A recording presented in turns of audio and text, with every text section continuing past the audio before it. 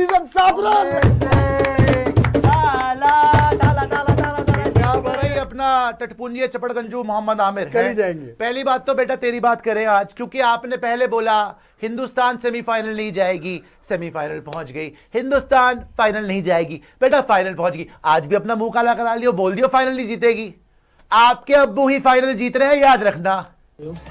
आप मेरा ख्याल है कि इंडिया इज टॉप फेवरेट, इसको यहाँ से रोकना बहुत मुश्किल काम है। मेरा ये अपना एक जज्बाती होकर नहीं कह रहा, मुझे लगता है कि इंडिया यहाँ से आई थिंक नहीं पकड़ाई देगा। पूछूं, मिस कर रहे हैं? बढ़िया होता अगर इंडिया पाकिस्तान का बीच का मुकाबला इस स्टेज पर इस तरीके से देखने के लिए मिलता तो बहुत अच्छा होता कि पाकिस्तान होता है यहाँ पे, लेकिन ऐसा हो नहीं सका। ये हमारी सबकी बड़ी ख्वाहिश होती है, but you know again you know मुझे ये खुशी है कि एटलीस्ट आप जीते हो यार, और इसलिए जीते हो बिकॉज आप बहुत सारा पैसा स्पेंड करते हो, एनर्जी स्पेंड करते हो इस गेम पे। आपकी आवाम 1.4 बिलियन या 1.5 बिलियन जितने लोग हैं, उनकी बड़ी उम्मीदें जुड़ी होती हैं आपकी। तो I think it's great for the game, but having said that Pakistan होता तो शायद पाकिस्तान ही जीतता, सॉरी, बट ये सच है क्योंकि विकेट इतना मजेदार था। आपके दूर के ढोल सुहाने। सुने छेड़ रहा हूं आपको। मैं जानती हूँ, तो मैं भी तो उसी अंदाज में आपको जवाब दे रही हूँ। मैच अगर आज मैच देखें तो फील्डिंग में जीता, आपके पास बेस्ट फील्डर बैठा है इंडिया का। इसने फील्डिंग में बहुत सारे मैच जिताए हुए आपको, इसका नाम कैफ है। आज फील्डिंग देखिए कितना क्रूशियल पार्ट प्ले करती है। वेगवेग ने जैसे कहा कितना क्रूशियल पार्ट प्ले करती है। और आई थिंक मेरा ख्याल है कि यार अब इंडिया को जाके अहमदाबाद में न्यूजीलैंड का जो ये एक खुमार है कि हमने इंडिया में आके इंडिया को हराया है, वो फाइनल में उनका ये खुमार दूर कर देना चाहिए उनको। और अगर टॉस जीत जाए तो 250 उनको भी कर देना चाहिए। इंशाल्लाह ट्रॉफी हम ही लेकर आ रहे हैं। T20 वर्ल्ड कप के चैंपियन हम ही बनने जा रहे हैं। और बस 250 कर दें, फिर इजी है।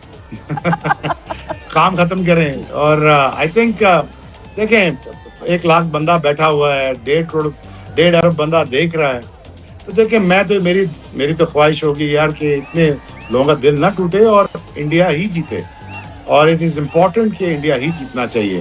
तो आई थिंक आपको देखना पड़ेगा कि आप चेंजेस ला सकते हो कि नहीं ला सकते हो। मेरा ख्याल है कि इंडिया इज टॉप फेवरेट, इसको यहाँ से रोकना बहुत मुश्किल काम है। मेरा ये अपना एक जज्बाती होकर नहीं कह रहा, मुझे लगता है कि इंडिया यहाँ से आई थिंक नहीं पकड़ाई देगा। अभिषेक अगर चल गया ना, नहीं, और संजू के साथ अभिषेक अगर चल गया, सॉरी कैप, अगर अभिषेक चल गया ना आपका, अभी उसकी बारी नहीं चली, अभी वो लगा ही नहीं है, अभी उसकी बारी आई ही नहीं है। अगर वो चल गया साथ संजू के साथ, तो ये 10 ओवरों में 200 भी लगा होगा, तो ऐसा कोई मसला नहीं है। ठीक है जी, कैफ भाई आइए। भाई अपना टटपुंजी चपड़गंजू मोहम्मद आमिर कर ही है। जाएंगे। पहली बात तो बेटा तेरी बात करें आज, क्योंकि आपने पहले बोला हिंदुस्तान सेमीफाइनल नहीं जाएगी, सेमीफाइनल पहुंच गई। हिंदुस्तान फाइनल नहीं जाएगी, बेटा फाइनल पहुंच गई। आज भी अपना मुंह काला करा लियो, बोल दियो फाइनल नहीं जीतेगी। आपके अब्बू ही फाइनल जीत रहे हैं, याद रखना। अहमदाबाद में हिस्ट्री बनाएगी India, back to back world cup जीत के, और अपने घर पर वर्ल्ड कप जीतने वाली पहली टीम बनेगी। पाकिस्तानियों अभी से प्रियांशु जी टिश्यू पेपर ऑर्डर करिए पूरे पाकिस्तान के लिए, एयर ड्रॉप कराइए। नहीं, मेरे को पूरे पाकिस्तान को रुमाल दे, अपने आंसू पूछो। बरनौल बर्फ की सिलियां दो, इनको लेटेंगे वहां पे, लोटेंगे। ये राशिद लतीफ है जी, लतीफा सुना रहे वहां बैठ के। ये मोहम्मद आमिर, ये सारे के सारे जो बैठ के, ये सकलैन। आईसीसी देखिए, बीसीसीआई पिच चेंज करवा देगा, तेरे बुत्थी ना चेंज करवा दूं। तो हम नया इतिहास रचेंगे भी, इतिहास दोहराएंगे भी। 2 कप्तान आपके बाहर खड़े हैं, एक अंदर खेल रहा है, तो तीसरा कप्तान भी जीत जाए तो अच्छा हो जाए, हैट्रिक हो जाए आपकी। बिल्कुल, हम तो वही मैं कह रही हूँ ना, इंशाल्लाह फिंगर्स क्रॉस्ड ऐसा ही होने वाला है। 8 मार्च को फिर से आपसे मुलाकात होगी। फिलहाल यार आपको शाबाश देनी होगी मैनेजमेंट को, बड़ा तगड़ा डिसीजन लिया उन्होंने, और बड़ा मुश्किल डिसीजन लिया उन्होंने, और लड़के लिया है। 2 बंदे बाहर बिठाए हैं आपने, और संजू सैमसन जो मैच में इस टूर्नामेंट में नहीं खेल रहे हैं, वो आते हैं और उन्होंने आके अपना टैलेंट दिखाया है। अगर आप माने न माने, अगर ये बंदा खेल जाता 10 साल इंडिया के लिए, तो इस वक्त 20,000 रन होने थे, हर 10,000 रन हर फॉर्मेट में होने थे इसके। ये बड़ा पक्का प्लेयर है, ये जान नहीं छोड़ता। ये तो रोहित शर्मा की एक बेटर कॉपी लग रहा है मुझे। I mean I am gonna stretch it far, but you know ये मैच फिनिशर है, इसको शौक बड़ा है। और जब इसने न्यूट्रलाइज किया जेफ्रा आर्चर को आते साथ ही, और स्पिनर्स को जैसे खेला इसने, मेरा ये ख्याल था कि आज 100 करते मजा आता, लेकिन I think he is very sensible cricketer. और जब ये बेस आपको जब देता है ना, उसके बाद आपके पास बैटिंग लाइनअप इतनी लंबी है, आप चाहे 250 करें या 225 करें, वो आपकी मर्जी होती है। लेकिन I think it was a very courageous decision to play Sanju Samson.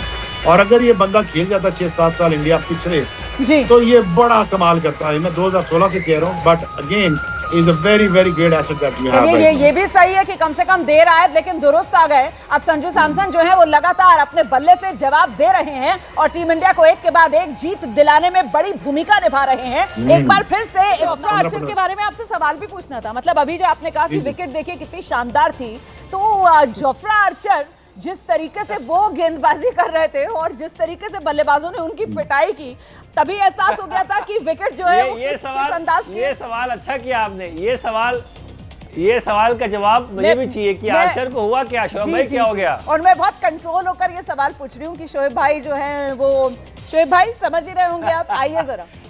बड़ी हाँ, वैसे भी आपको वायरल होने का बड़ा शौक है। आपकी आज तक वीडियो चल रही है वायरल स्वच्छ भारत वाली। लेकिन आप पहली बात ये है कि जोफ्रा यार बेसिक्स अपने ठीक करो ना यार, बेसिक्स यॉर्कर हैं सब। इससे पूछ लो, अगर कैफ 100 पे खेल रहा है ना और आखिरी 12 बॉलें मेरी फेस कर रहा है, तो इसको पता है कि शोएब भाई अगर लेंथ बॉल कराएंगे तो मैं छक्का मारने जाऊंगा। Yorker is the basic ball. आप बुमराह से सीख लें, स्लोअर यॉर्कर, स्लोअर वन पे भी और यॉर्कर पे भी, ये बेसिक है। और आप एंगुलर फॉलो करते हैं आप यॉर्कर जब बैट्समैन मूव कर रहा हो, और उसके बाद उसका स्किल सेट अगर वो मार दे अलग बात है। लेकिन आई थिंक मुझे नहीं लगा कैप्टनसी इतनी स्मार्ट हुई है, बॉलिंग इतनी स्मार्ट हुई है। तो आपसे बेहतर है गेंदबाज के दिमाग को और कौन पढ़ सकता है? आपको क्या लगता है, मतलब जोफ्रा आर्चर क्या एक ट्रैप में फंस गए थे, वो उससे बाहर ही नहीं निकल पा रहे थे? क्या चल रहा होगा उनके दिमाग में?